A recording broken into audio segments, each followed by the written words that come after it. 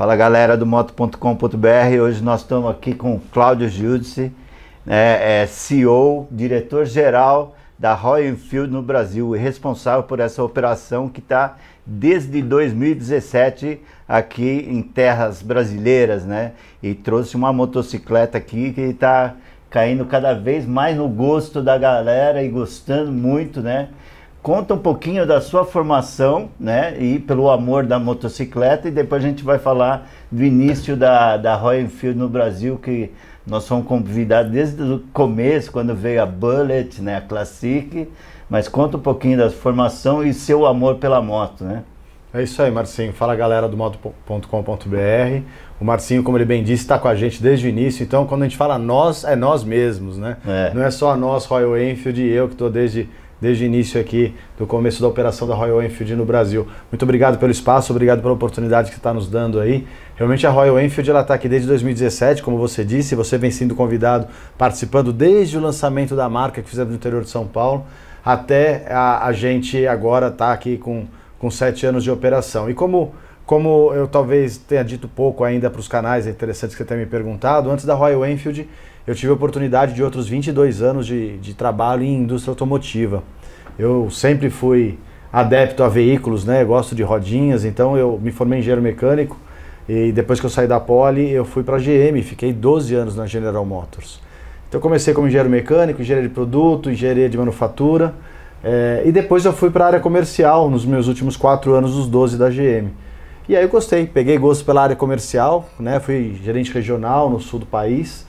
E aí saindo da GM foi minha primeira experiência com 2 rodas, onde eu trabalhei na Yamaha também por 3 anos. Então assim, contando de forma curta uma longa história, eu passei além da Yamaha, também passei para a Toyota com planejamento de vendas aqui no Brasil, Mercosul. Depois da Toyota eu já fui também, aí comecei na parte dos startups, né?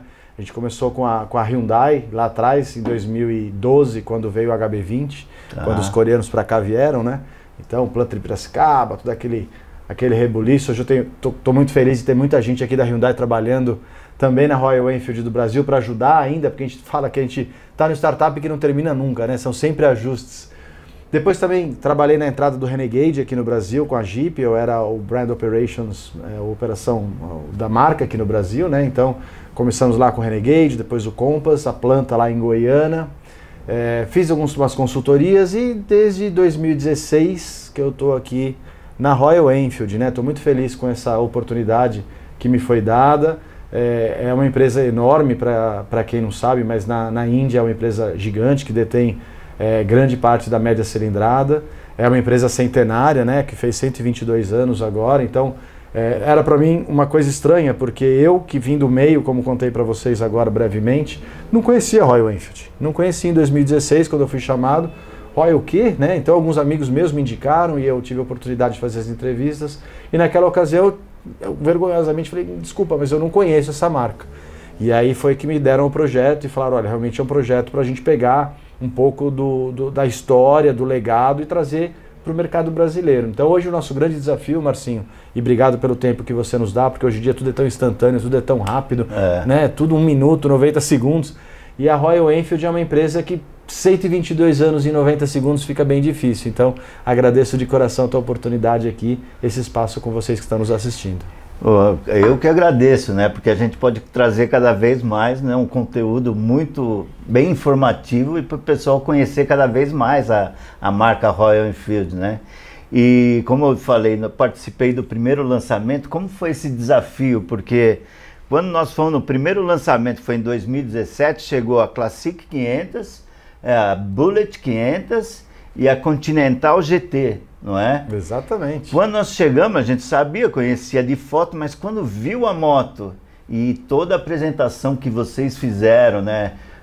Teve, né, trouxeram todo line-up, né, toda a linha de roupa, tal, capacete, jaqueta, luva e tudo de qualidade. E aquilo, para quem participou do evento, surpreendeu, já falar, opa, né, nós estamos falando com um negócio de qualidade e beleza e tal, né? Como que foi esse desafio para iniciar toda essa operação no Brasil?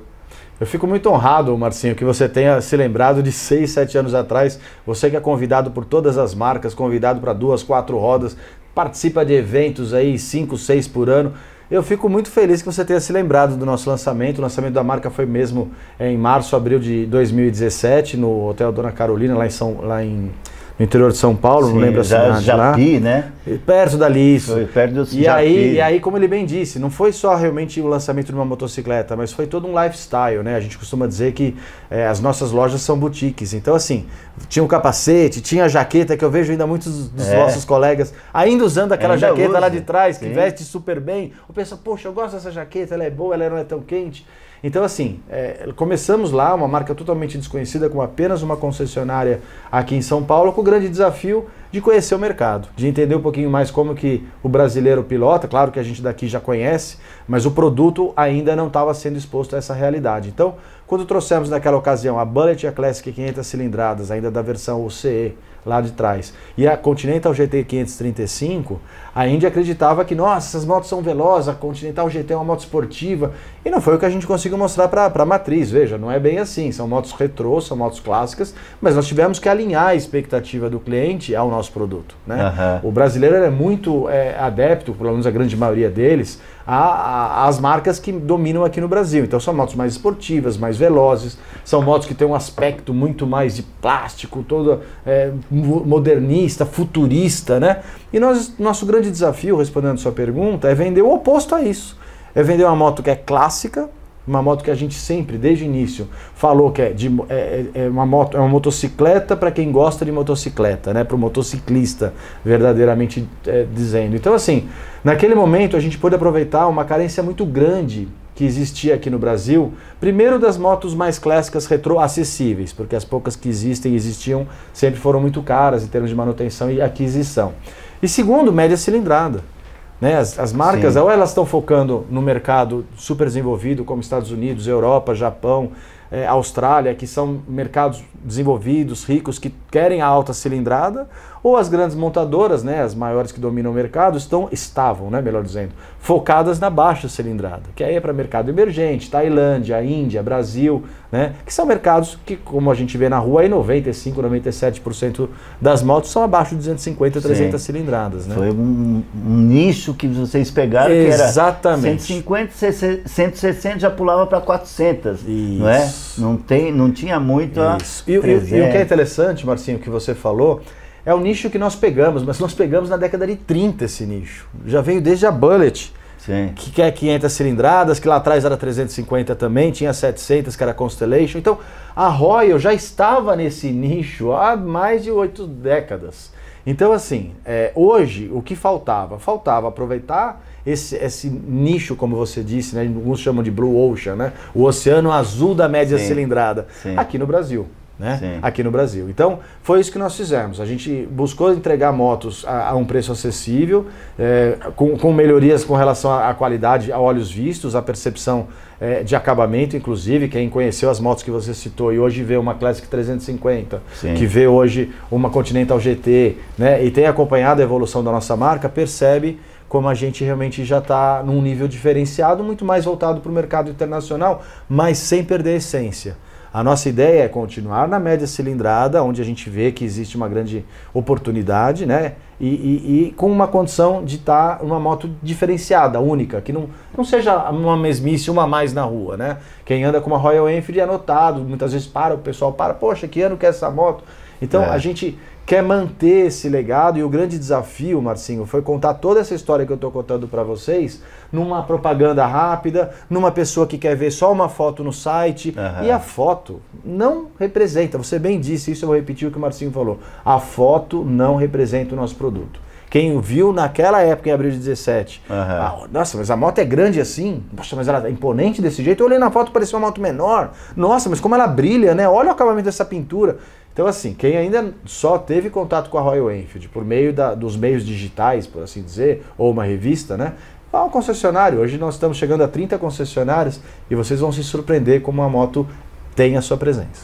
E uma coisa que eu acompanhei também, outra, foi o primeiro ano de operação.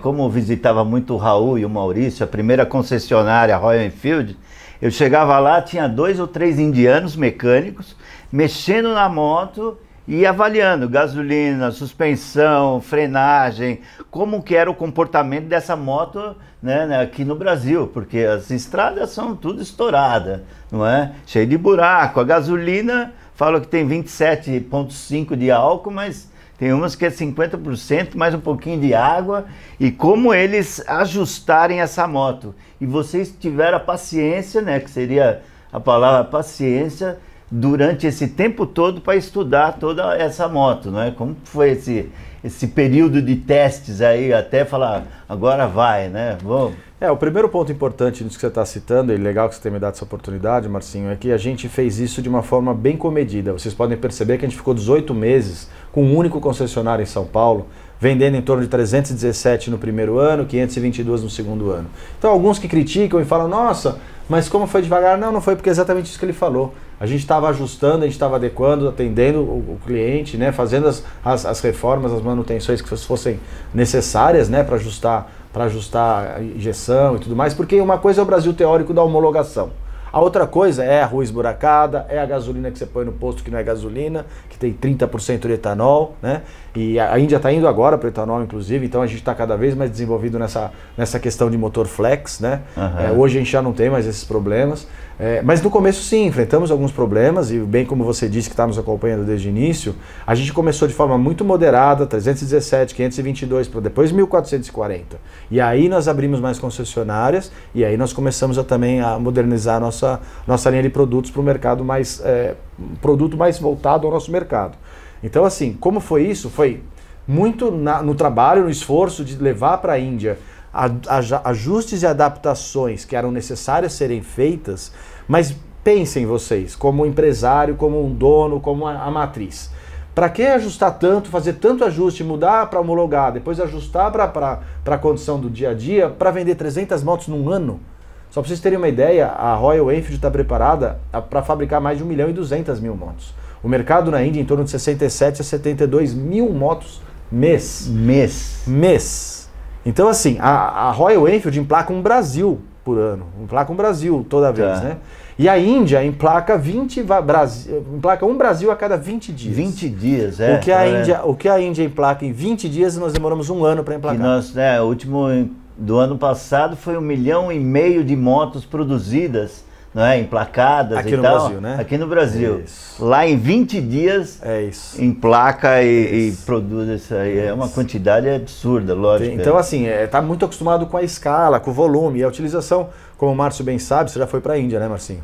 É outra utilização, é outro combustível. Então, assim, hoje nós estamos muito melhor adequados. Por isso que daí a gente vertiginosamente cresceu. E eu estou feliz que eu estava vendo agora umas notícias aí, que eu acompanho muitos canais, acompanho o moto.com.br também, e eu vi vários depoimentos que saíram agora essa semana, quem está ligado aí já deve ter visto também, que a Royal Enfield vem crescendo de forma gradativa e constantemente. Então assim, a gente nunca voltou atrás, nunca. A gente vem dobrando praticamente. 522, 1440, 2880, que é exatamente o dobro, depois fizemos 6.200 motos, e agora no último ano, foi uma grata surpresa, a gente passou das 12.000 motos.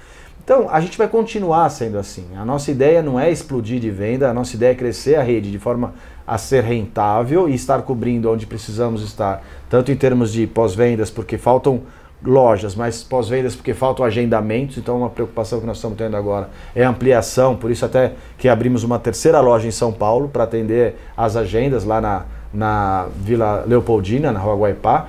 Então a nossa ideia, Marcinho, agora o ano do pós-vendas. Não que não era antes, o ano passado também foi, mas esse ano a gente está bastante focado. E como foi? Ajustes, aprendizados, muita humildade, ouvir muito vocês, ouvir muitos os especialistas e principalmente dar muita voz ao cliente. Então a gente trabalha muito com satisfação de cliente, trabalha muito com pesquisa, para exatamente entender os pontos que a gente tem para melhorar, né? Agora com a produção, a montagem em Manaus, tudo facilita um pouco mais, porque tem itens mais... tem itens localizados, né? A gente está investindo muito no país com produção local de componentes, isso vai facilitar tanto a disponibilidade como o custo também das peças, que a gente espera reduzir ainda mais. Legal. Escuta, falando das concessionárias, hoje tem 25 concessionárias. Você sabe que eu falei, estou fazendo umas entrevistas aí, eu já falei em 27, 30, o Marcinho já é esperto, já é antenado, eu já levei um puxão de orelha, não, você achou 30, você tá louco? O que acontece é assim, nós temos 25, você tem razão, mas agora para o mês que vem, até mais tardar março, a gente pretende abrir Belém e Cuiabá. Então a gente quer expandir um pouco mais para essa região norte, porque a gente estava só com Manaus. Que e tem um grande potencial lá. É uma área de passagem, Cuiabá tem muita gente que busca por serviço, né? Emplacamentos são baixos porque as pessoas não vão a Campo Grande, não vão a Brasília comprar. Então a gente vê um grande potencial, nós estamos nos unindo a um grupo bem interessante e esperamos abrir Cuiabá num ponto que eu acabei de aprovar semana passada, que vai ser bem interessante. Então assim, são 25, mas não são mais 27 que ainda estão por abrir. Nossos concessionários sempre vêm nos pedindo para abrir outros pontos. Né? O primeiro que abriu um outro ponto foi quem você citou, o Raul. Ele abriu um segundo ponto na Zona Leste, ali na Serra do Japi. Né? Depois o Rio de Janeiro já tem mais 2 pontos, então é a mesma concessionária com 3 pontos. Porque eles veem o negócio como interessante, então é um investimento todo do concessionário, é bom que vocês entendam, né? A Royal Enfield é uma franqueadora e o esquema de concessão é um franqueado, é um investimento por conta do empresário que a gente prospecta e olha em cada região.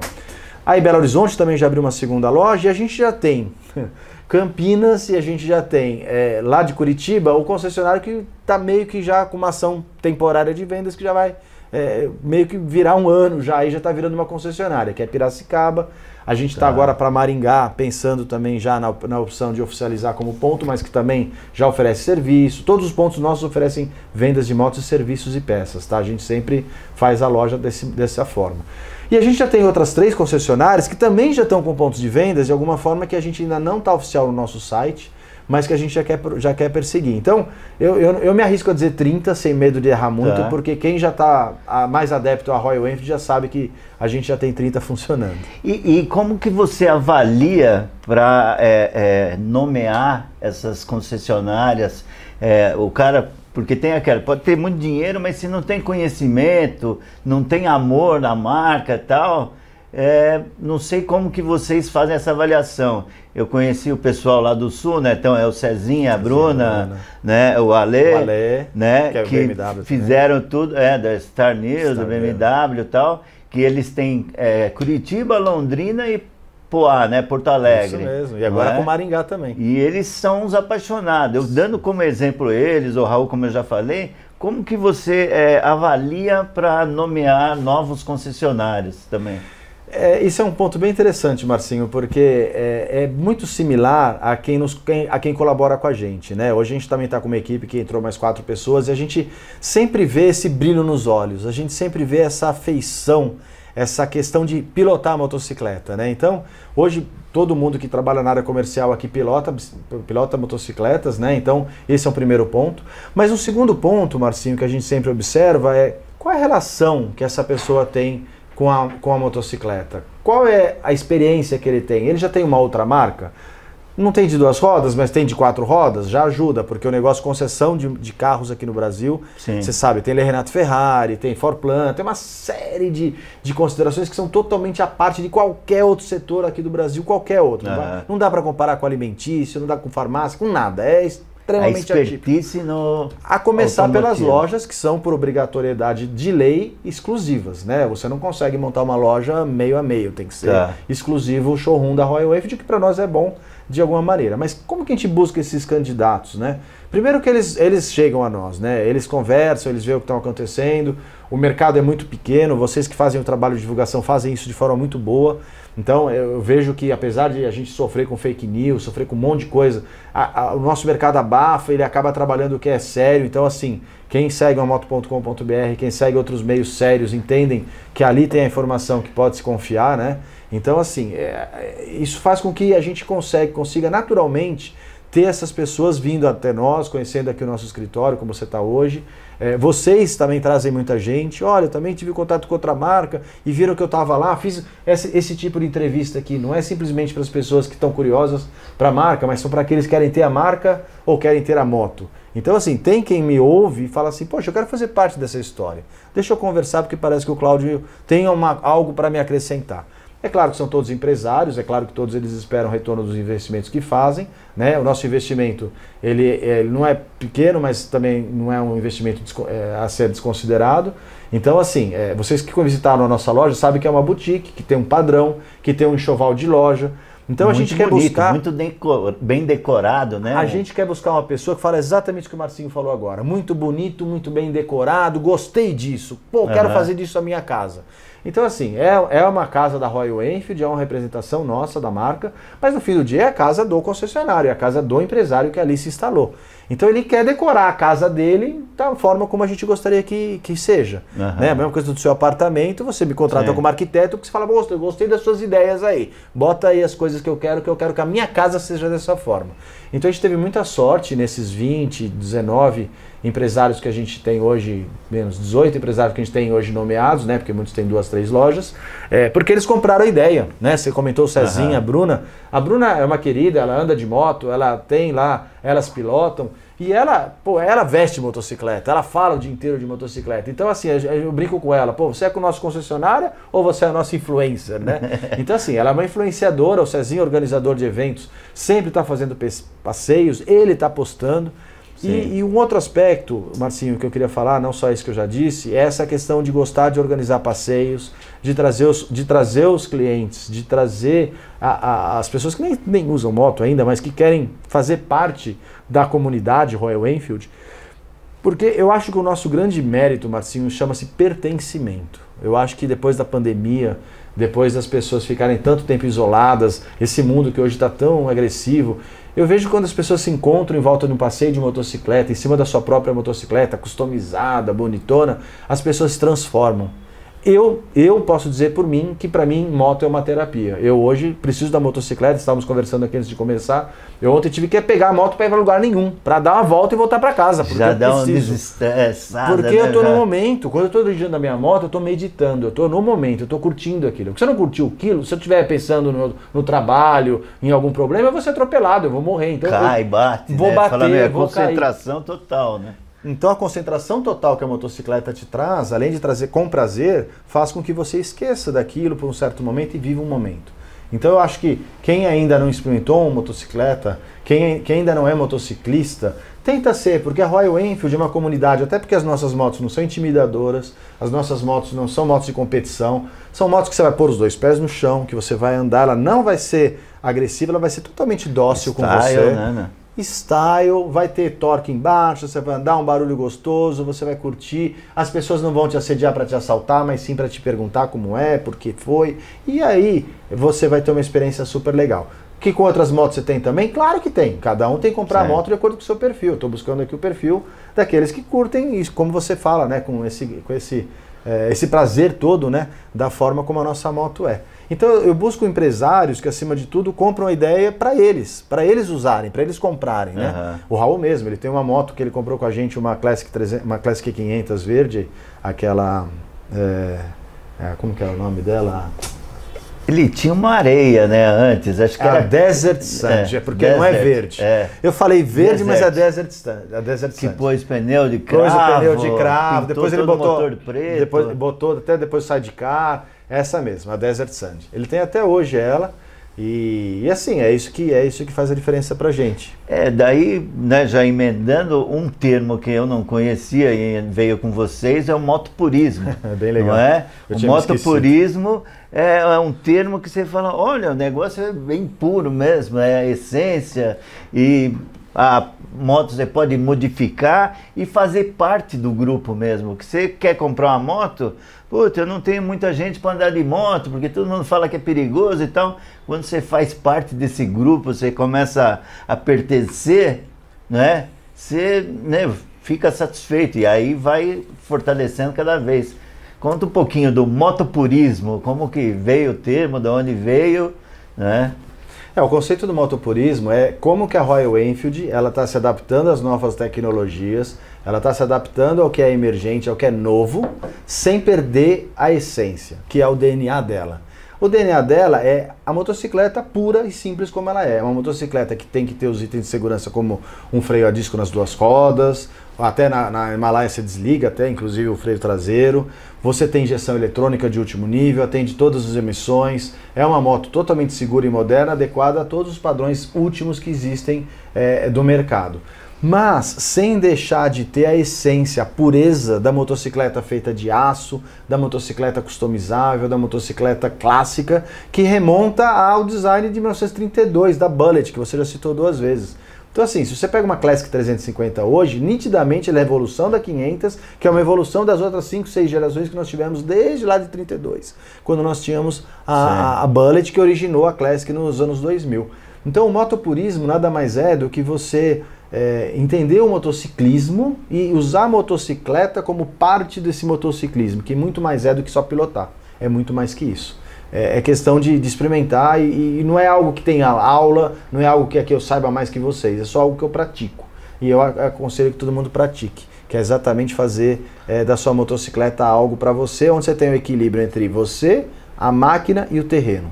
Essa é a ideia. É equilíbrio, não superação, não desafio, não, é equilíbrio. Falando das pilotagens, eu fui para a Índia, mas não pilotei na Índia. Você pilotou na Índia? Pilotei na Índia. Eu fui para a Índia no Motoverse, lá em Goa, que é um lugar muito legal, é uma praia que fica assim na costa leste da Índia.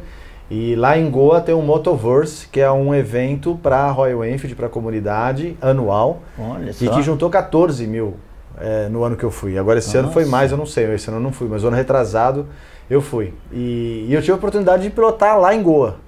E assim, cara, mão na buzina e acelera. Se vocês acham que o trânsito aqui é complicado, sai dessa, não tem jeito. Então assim, você tem que tomar cuidado, tem que andar, as pessoas vão te atropelar, vão passar, e você vai ter que andar no canto, lembrando que a mão é a mão à esquerda. Inglesa, né? A esquerda, não a direita. Então você tem que andar ao contrário.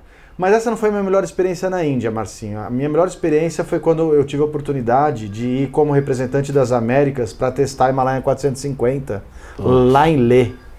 E aí eu saí de Leh e nós saímos para andar no Himalaia por 6 dias, todos os dias, o dia inteiro, até chegar na fronteira com a Índia. Nossa, isso que é um lago que chama Pangong Lake. E é um lago maravilhoso, com as montanhas ao fundo, assim, totalmente azulzinho, né? Passei em Kardungla, que é a passagem motorizada mais alta do mundo, né? Mais de 7 mil metros de altitude. E realmente você fica sem ar, você fica sem conseguir respirar.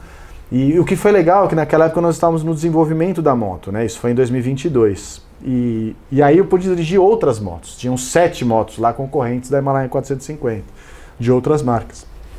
E a gente poder analisar como que a moto se comportava nas condições do Himalaia. Você passar em rio de degelo, altura e tal, altitude, pedra solta, areia, dormir lá nas barracas, né? E no dia seguinte sair para pilotar. Eu falei, cara, eu não vou aguentar, não tem nem condicionamento físico, né? Mas assim, na hora que você tá em cima da motocicleta, parece que você se transforma num super-herói. Não, para, você nem quer almoçar, você tá andando, depois chega no final do dia... Pô, vamos parar pra comer? Puta, é mesmo, né? Vamos comer, mas aí bate aquela fome, pô, vamos comer. Então assim, e aí come comida indiana, e aí faz o que faz. Então assim, a gente andou em torno de uns 1000 quilômetros, mas assim, condições bem severas, bem difíceis mesmo, e eu, por sorte, não sofri nenhum acidente, não tem nenhum problema. Pra ser bem honesto, eu nunca sofri um acidente andando de moto. Eu acho que eu sou bem cuidadoso, eu acho que a gente tem que dirigir por nós e pelos outros, né? E a moto sempre vai te deixar mais rápido comparado a um carro, comparado a qualquer coisa que você andar em São Paulo, em qualquer grande cidade. Então, já tá levando vantagem. Vai de boa, não precisa andar muito rápido. Anda de boa que você vai chegar antes. E assim, a experiência que eu tive foi essa, que foi bem legal. E eu gosto de testar sempre as motos, né? Então assim, toda vez que tem um lançamento, eu costumo andar bastante com as motos, testá-la, para eu poder testemunhar, né? Para eu poder dizer o que é. Falar, né? Você comentou que antes da homologação, você gosta de andar nas motos, testar as motos, antes de rodar aqui pelo Brasil, falar, não, legal, esse... Né? A gente estava conversando aqui como está fluindo a conversa, as perguntas, né? Como ele vai perguntar que moto vai sair quando? Para a gente ter a moto no Brasil, para venda, ela precisa passar por um processo de homologação que não depende da gente, porque eu não sou uma empresa, nós não temos uma empresa grande aqui no Brasil a ponto de ter um laboratório, a ponto de ter todos os testes feitos em casa. Então a gente tem que contratar pessoas, a gente tem que fazer de forma com que outros laboratórios, outras agências façam essa homologação. Então, como você bem disse, toda vez que a gente vai trazer uma moto para o Brasil, essa moto vem para homologação. É claro que eu vou lá, tento pegar essa moto e aproveito para dar uma volta em primeira mão, né? Então, assim, as boas motos que vocês já estão vendo lá fora, né? Antes que você pergunte, a Super Meteor, a Shotgun e também a própria Himalaia 450, elas passam por um processo que às vezes demora 6 meses, dependendo da fila, porque exceto as grandes mesmo marcas, todas as outras dependem da mesma estrutura para homologação. E isso às vezes faz com que a gente demore um pouquinho mais para lançar. Às vezes eu sou condenado, crucificado, poxa, mas o Cláudio deveria já ter trazido a Super Meteor. A pergunta que eu faço para você e para todo mundo é o porquê o Cláudio não teria trazido ainda a Super Meteor? Por que o Cláudio foi lançar a Hunter na primeira semana de setembro e não junto com quando eu fui à Tailândia para fazer a pilotagem lá inaugural da Hunter? Porque eu não pude. Porque eu não pude. Por mais que a gente tente, a né? logística toda para conseguir colocar aqui no Brasil, homologar e tudo, tem o processo burocrático que é longo, né? Isso. E outro ponto que você bem citou, a gente tem muita especificidade de gasolina, né? A nossa gasolina tem álcool, o nosso nível de emissões e ruídos são medidos em regimes diferentes àqueles da Europa e da própria Índia. Então, assim, muitas vezes antes de trazer a moto para o Brasil, precisa se ajustar escapamento, precisa se ajustar a injeção eletrônica, precisa se ajustar a caixa de ar. Por incrível que pareça, a caixa de admissão de ar causa um ruído de vibração, de ressonância, que se soma e se adicionar ao escapamento, cria um nível de ruído que não passa, no Promote lá. E isso é uma dificuldade que não só a Royal Enfield tem, tá? Vocês podem criticar de outras marcas grandes, inclusive, que não trazem produtos muito bem quistos na Europa, porque não conseguem ser adaptadas. Então, assim, apesar do nosso volume ser o maior do international business, né? O Brasil hoje é o país que mais vende motocicleta no mercado internacional fora da Índia. Ainda assim, o nosso volume é muito pequeno perante a Índia. E mesmo assim, a gente sempre convence a matriz, sempre convence a mudar a caixa de ar, mudar o escapamento, recalibrar a injeção eletrônica, só que isso tudo leva tempo. Eu preciso que o fornecedor lá pare de fabricar 60 mil motos para parar por mês, né? Para fazer um ajuste, para montar uma peça que eu vou trazer para o Brasil para eu testar, para ver se passa. Claro que os laboratórios de lá também podem simular, mas bem como você disse, né? Existe o Brasil teórico e existe o Brasil na prática. Então, assim, a temperatura que é diferente, o nível, depende se vai ser em Manaus, é um nível do mar, aqui em São Paulo é mais alto. Então, assim, tudo isso influencia muito, de forma muito fina na questão, que é principal, vou abrir aqui para vocês, não é emissões, tá? Emissões a gente passa com os níveis de injeção eletrônica, até porque a gente atende Europa, atende Califórnia, atende Estados Unidos. O problema é ruído, não só da Royal. Esse é um problema que existe para todas as marcas. Por conta do regime que você tem que andar, que você tem um que é mais rigoroso do que a própria Europa também, às vezes, não né? É que porque tem uns que passa na Europa e aqui o Promote 5...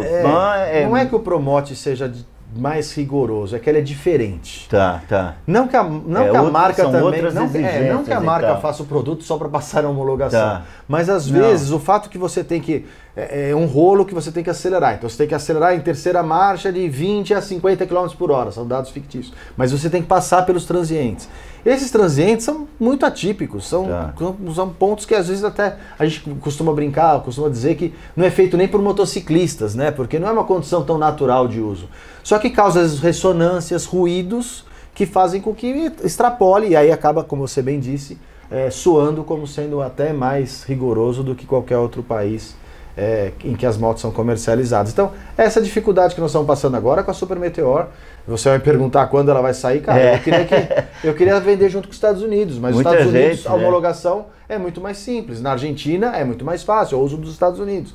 Então, assim, na própria Latam é muito mais fácil. O Brasil é como é o Brasil. Então, assim, a gente tem que fazer, a gente cumpre todas as regras, a gente não faz nada errado. Enquanto a moto não estiver adequada ao padrão de emissão e ruído, frenagem e todos os outros itens de segurança, a moto não sai, não é vendida, até porque ela não pode nem ser emplacada se ela não tiver o certificado de autorização de trânsito. Certo. E esse ano, com certeza, já estão planejando, não vai falar as novidades, mas tem bastante novidade para a Royal Enfield apresentar para o mercado brasileiro. Não Isso, tem? por mais que tenha esse tempo, né, que todos criticam, e eu concordo, eu como motociclista fico frustrado também, uma coisa, Marcinho, que a gente tem certa é a fila de produtos, de desenvolvimento de produtos. E essa fila a gente vai trazer para o Brasil. Então, aquilo que foi anunciado lá atrás, um produto a cada 4 meses, 5 meses, nós vamos seguir. Assim como foi lá em abril, maio do ano passado, a Scrum, que a gente fez lá no Rio de Janeiro, você nos acompanhou. Sim. Depois, na sequência, veio a Hunter em setembro, então abril, maio até setembro. Aí agora em janeiro, fevereiro, a gente vai ter também umas versões bem interessantes aí que vocês vão ver um facelift, antes ainda da Super Meteor. E aí a Super Meteor eu quero também continuar nessa linha de 5, 6 meses, 4 meses. Então assim, é como eu disse, nem eu sei, eu não estou escorregando aqui, eu não sei porque eu dependo de ter o certificado em mãos. Para eu ter o certificado em mãos, eu preciso ver se o pré-teste passou, se o teste testemunhal já foi feito, porque eu dependo de outras agências para assim eu fazer. Mas sim, a gente quer trazer a Super Meteor o quanto antes, na sequência a Shotgun, né, que também foi lançado agora nos Estados Unidos há 2 semanas atrás, mas a gente consegue acelerar. E por quê? Porque a homologação é muito próxima à das Twins, né, da Interceptor e da Continental GT e Super Meteor.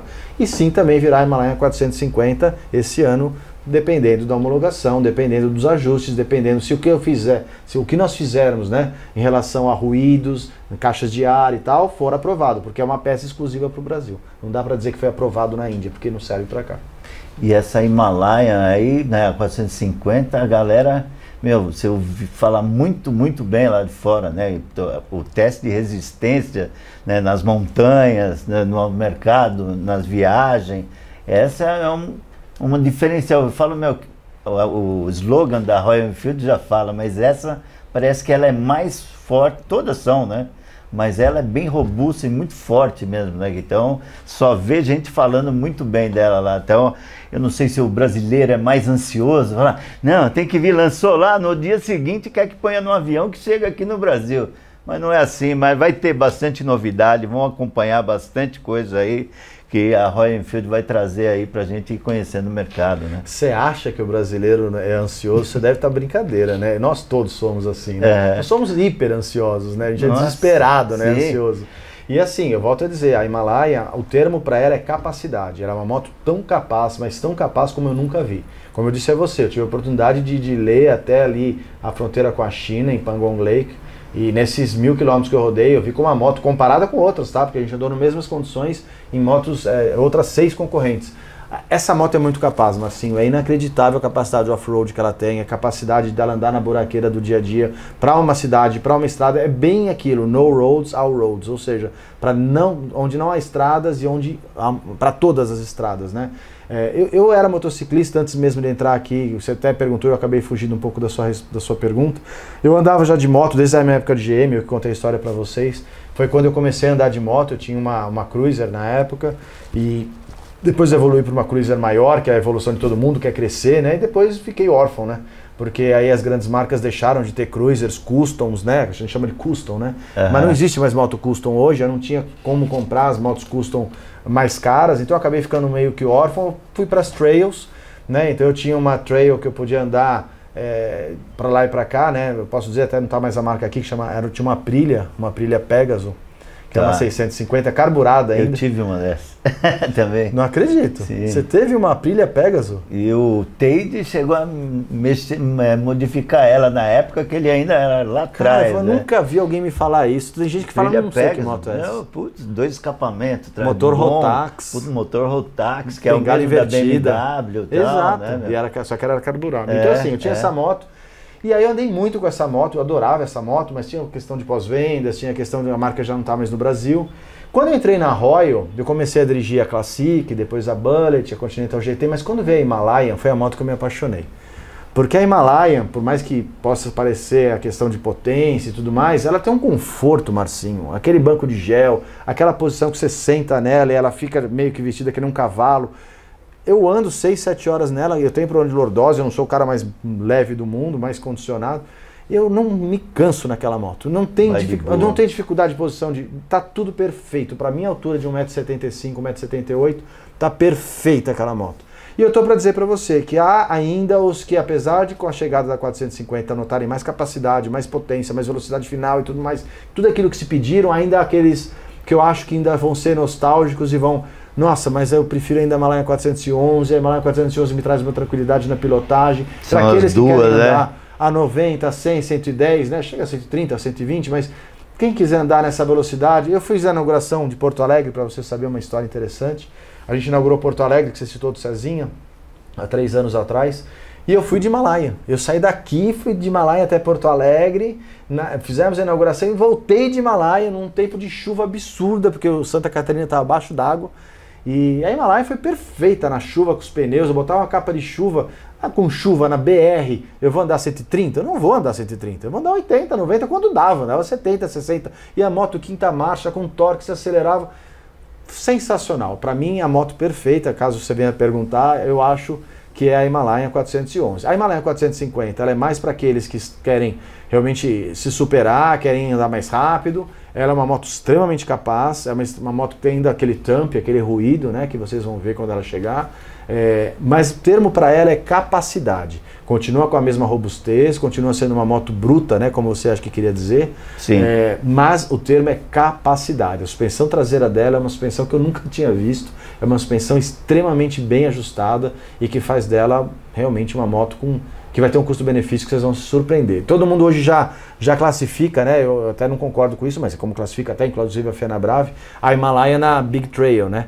Então quando você vê lá o ranking, você vê ela comparar e fala, nossa, vocês estão comparando com moto 1.200 aqui, né? Que custa 6 vezes mais, 7 vezes mais. Né? A Himalaia custa 26 mil reais. Então assim, a 450 eu tô para dizer que ela vai ser uma proposta bem legal para quem pensa numa adventure tourer, né, por assim dizer, que a Himalaia fica devendo um pouquinho, ela é mais para um tiro mais curto. Eu que sou louco, que sou easy rider aí, gosto de pilotar com o meu esquema terapêutico, eu quero andar sem estresse, então eu já bato o estresse do dia a dia, né? Então, pilotando a 90, 80 por hora, você pode ter certeza que você vai ter só prazer. É seguro e vai longe, né? Em qualquer terreno, em qualquer estrada. Até porque o limite das estradas são 100, 120 algumas, mas a grande maioria lá para o sul é 90, 100, 80, 90. Então, para que eu vou passar de 100 se é 100 o limite da estrada, né? Não estou competindo com ninguém, estou simplesmente comigo. Vamos falar, no começo as motos eram tudo importadas, CKD, né? Daí era montada pela Dafra e agora fazem alguns anos vocês já estão com a fábrica. Me conta um pouco sobre essa fábrica e sobre a expansão dela lá em Manaus. Os planos da Royal Enfield para o Brasil nunca mudaram. Desde lá 2012, 13, quando eu nem estava na empresa ainda, já existia todo um planejamento por conta do potencial que o Siddhartha Lal, né, que é o nosso MD e CEO, sempre falou para mim nas vezes que eu encontrei com ele. Ele sempre falou: o Brasil tem o potencial de uma Índia, né? O Brasil tem uma média cilindrada que precisa ser desenvolvida. Eu já trabalhei em outras montadoras, como eu disse a você, né? Falei até para vocês aqui da Jeep. Na época SUV era 8, 9%, né? Os SUVs, carros. E quando eu entrei lá para Renegade, Compass, a gente falou: poxa, isso tem que crescer, não é possível. Quem tem um hatch, um sedã, quer fazer um upgrade. E, cara, hoje você olha, tem 42% do volume de vendas SUV. Você só vê SUV na rua. Então, assim, na época eram só 2 carros, hoje nós temos todas as marcas vendendo. E é o que está acontecendo com a média cilindrada, né? A média cilindrada, que é a grande visão da Royal Enfield na posição do Siddhartha Lal, é que a média cilindrada tem muito a crescer no Brasil. E agora está vindo outros concorrentes que também estão testando, inclusive com parcerias com indianas, né? Você percebe que as marcas que vendem motos premium, motos mais alta cilindrada, estão fazendo essas parcerias para usar a competência e a escala que tem na Índia para produzir média cilindrada.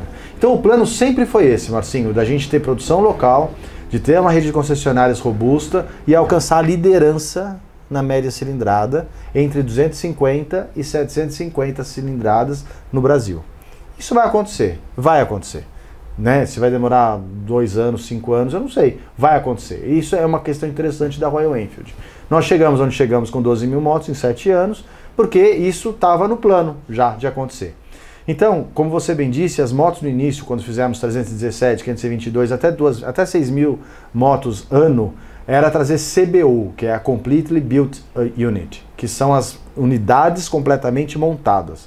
Então as CBUs, elas eram importadas por Santos, e a gente pegava essas motos totalmente montadas da Índia, levava para o nosso warehouse, nosso armazém. A gente tem um armazém de peça, armazém de motos. Porque no interior de São Paulo sempre tivemos. E aí daí distribuíamos para os concessionários, fazer o PDI, ativação e vender essas motos montadas diretamente da Índia. Fizemos a inauguração em 2022, em novembro, quando veio todo o CXOs, toda a diretoria aqui para o Brasil, fomos para Manaus, para pegar a parceria com a Dafra para fazer a montagem das motos lá. Então hoje a gente monta CKD, que é Complete Knockdown, ou seja, é uma motocicleta completamente desmontada em kits, que vem para cá, atendendo toda a PPB, que é o processo produtivo brasileiro, né? Com índice de localização, para a gente montar. Então hoje, Marcinho, todas as motos vendidas, todas, desde a plataforma J, que é a Classic, a Meteor e a Hunter, passando pela plataforma D, que é a Scram e a Himalaia, e também na plataforma P, que é a Interceptor e a Continental GT, todas são montadas em Manaus em esquema de kits. Então os kits vêm da Índia, juntam-se com peças como kit de transmissão, como pastilha de freio, pneus ainda não, mas a gente está nacionalizando, manetes de freio, espelhos retrovisores, com produção local, e aí são distribuídos de Manaus para a nossa rede de concessionários. E é uma logística um pouco difícil também, né? Que você fala Índia, Manaus, que também é Vamos longe lá. de tudo. Sai da Índia, do Porto de Chennai, passa no canal de Suez. Você já viram alguma dificuldade aí? Mar Vermelho, né? Porque tem que fazer essa escala, lá passar pela Desviar dos piratas, né? Desviar dos piratas, dos mísseis, dos Houthis. Aí depois vou ir para entrar no Rio. Rio Negro, já ouviu falar que o Rio Negro seca também? Esse ano passado. Seca, né? Então, aí passa no Rio. Aí o rio vai de balsa para chegar os componentes. Aí vai para a fábrica, montado, vai de caminhão até o porto de Manaus para pegar outro barco no mesmo rio que seca, para ir até Belém, que não é Belém, é Castanhal, para depois pegar um caminhão para vir até São Paulo, num porto aqui em Louveira, onde a gente tem o warehouse, para daí subir para o Nordeste. Logística simples, né? Só isso. O Brasil do tamanho que é, né, meu? Isso aí, voltando para quem é ansioso, pô, minha peça não chega, espera que vai chegar, que às vezes demora um pouquinho mais por causa dessa logística. A gente está mudando essa questão logística, claro, mas isso depende de escala. Tudo tem investimento, né? Então, assim, não dá para pensar numa escala completa de montagem de quadro e de tanque que vai chegar a esse nível, até porque a legislação assim obriga, né? Dependendo do nível de motos, até 20 mil motos, você pode ter um índice de localização de componentes menor. Então, até 20 mil motos abaixo de 450 cilindradas, é bom que todo mundo saiba, porque isso é uma coisa que todo mundo fala aí fora, mas a lei é essa. 20 mil motos abaixo de 450 cilindradas por ano, você tem um índice de localização que é mais com esses componentes que eu te disse. É mais manete, kit de transmissão. Passando de 20 mil, você já tem que começar a ter soldagem e pintura. Então assim, imagina para você ter soldagem e pintura. Você fala, mas é só botar uma linha de solda. Solda usa o oxigênio. Sabe o oxigênio, aquele lá do Covid? Então, faltou, não faltou? Então, se faltar, você não solda. Então, assim, tem toda essa questão logística de infraestrutura que a gente vê a dificuldade, mas não entende que existe uma conexão. Então, o nosso plano é de chegar à liderança da média cilindrada, né? A gente hoje está com 12 mil motos, chegamos a 4º lugar, inclusive agora em novembro e dezembro. Novos lançamentos, mais novas concessionárias, a gente espera dar um melhor atendimento. E com isso, a gente gradativamente, sem pressão, a gente vai crescer os nossos volumes para a gente chegar num nível que vai justificar a gente continuar com a nossa parceria, a gente trabalhar junto com a Dafra e aumentar os volumes e a localização de peças. É isso que a gente quer fazer. Você está falando, e a gente vai pensando também, a dificuldade também de conseguir mão de obra para isso, né? Daí fala, não, é só soldar, tá bom, é oxigênio. E a mão de obra especializada para chegar e fazer aquela montagem perfeita, porque a concorrência para isso e a mão de obra eu sei que é pouca. Como que Não, e não só a montagem, né? Porque a montagem, como vem em kits, a gente tem lá uma densidade de produção e de automação, porque os equipamentos basicamente vieram da Índia, né? Então a própria Royal Enfield desenvolveu os equipamentos, o tooling, né, que a gente chama o ferramental, e trouxe para emprestar para a Dafra fazer a montagem para nós, né? Então a gente já fez esse investimento.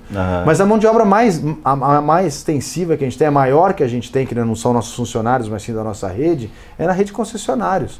Hoje a gente tem em torno de 1.000 funcionários que a rede emprega. Nossa. Não que a Royal emprega, mas gigante, que a rede. Sim. Imagina a dificuldade para você manter um mecânico, um consultor técnico, um vendedor, né? Hoje está vindo muitas marcas novas, né? Marcas de carros elétricos.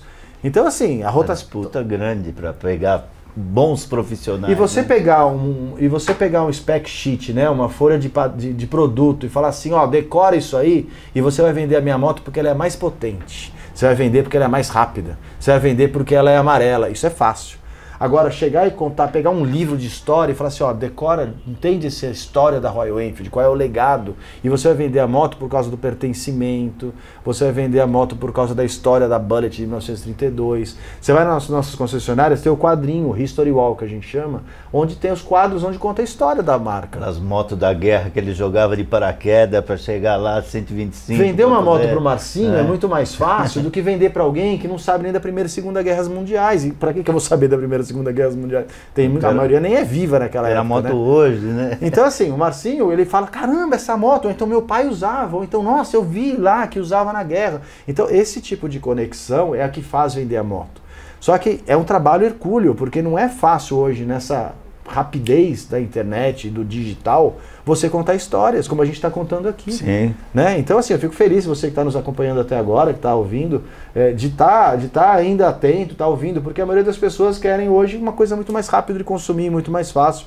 Poucas são as pessoas que querem ir um pouco mais a fundo, querem sair da superficialidade e entender um pouquinho mais das questões como logística, lançamento de produto, história da marca, o que a motocicleta pode fazer por você. Então eu fico feliz que você esteja até agora. E aproveitando, né, para falar a nova equipe, né? Agora o Cláudio pode falar um pouco da nova equipe, como 2024 nós estamos falando de funcionários, de uma galera aumentando e tal. Conta um pouquinho sobre o novo 2024 com a nova equipe aí, como que vai ser o trabalho. Já que falou de recursos humanos, né? A Royal Enfield também se faz com pessoas, né? Eu não faço nada sozinho, eu tenho hoje estou nessa posição há 7 anos inclusive, e nesse projeto que me dá muito orgulho, mas é um projeto que não é meu, é um projeto que é nosso, não só da Royal Enfield, né? Como ele bem disse, a gente recém contratou mais 4 profissionais. Então a gente está reforçando o marketing, desenvolvimento de rede, a parte de atendimento também, suporte aos concessionários, né? Vocês devem saber, toda montadora tem lá o seu representante de vendas, representante de pós-vendas. Então existe hoje alguém já específico para acessórios. A gente sempre teve motivado a rede a ter uma pessoa para ser coordenadora de venda de acessórios, tanto de roupa quanto de acessórios de moto, né? Vocês que irão ao concessionário verão que é uma boutique, né? Então a gente não pensa em vender só uma motocicleta, a gente pensa em vender toda uma roupa que dá para você usar no seu dia a dia. É um lifestyle, que é uma camisa comprida, que é uma jaqueta confortabilíssima, que você pode até pilotar ou não, mas que você vai trabalhar com ela e tá na moda, é um tecido, né? O tecido da Índia é muito bom. Então assim, são roupas que têm realmente um apelo bem legal, além da marca, também tem uma questão estética. Então assim, como disse bem o Marcinho, a Royal Enfield está crescendo, a gente está contratando mais pessoas para atender em campo a rede de concessionários, sistemas novos estão sendo também adaptados para o Brasil, a Índia tem muitos sistemas lá, mas que não necessariamente atendem a gente aqui, então toda a parte de garantia, toda a parte de marketing, CRM, insatisfação de clientes, a gente está focando bastante nisso, para ter o produto certo, na hora certa, pelo preço certo, tratada pela pessoa de forma certa com o cliente. Então, tanto na venda como no pós-vendas, né? Eu até brinco, vendas faz uma venda, o pós-vendas faz todas as outras, né? Sim. Aí se sente confiável, né? Se não sentir, não compra de novo. Tenha confiança, fala, eu sou bem atendido antes, depois, né? Tem qualquer dúvida, né? É isso. E falando de dúvidas, obrigado, galera, por estar acompanhando a gente aí, vocês tendo dúvidas, sugestões, pode entrar em contato com a gente, o Cláudio, depois a gente vai passar mais algumas perguntas para ele, né, dúvida dos internautas aí, para a gente poder deixar cada vez mais claro essa marca forte aí, que está aqui no Brasil e só está crescendo a cada ano. É isso aí, muito obrigado, deixe seus comentários, qualquer coisa eu também vou ficar atento aí para ouvir e para ver o que vocês têm a dizer. Obrigado pela audiência, obrigado pela confiança. Teste uma Royal Enfield e vocês se surpreenderão com o que a gente pode oferecer. É bem legal. No nosso site tem lá as concessionárias, onde você pode, na sua cidade, para você acompanhar, vai até a concessionária e faz um teste na Hunter, na Scram, na moto que se identificar e você depois vai ter uma opinião diferente. Tá bom? Todas as concessionárias têm todas as motos à disposição para test ride. Leve a carteira de habilitação e um capacete. Só isso. Obrigado. Legal. Valeu. Obrigado.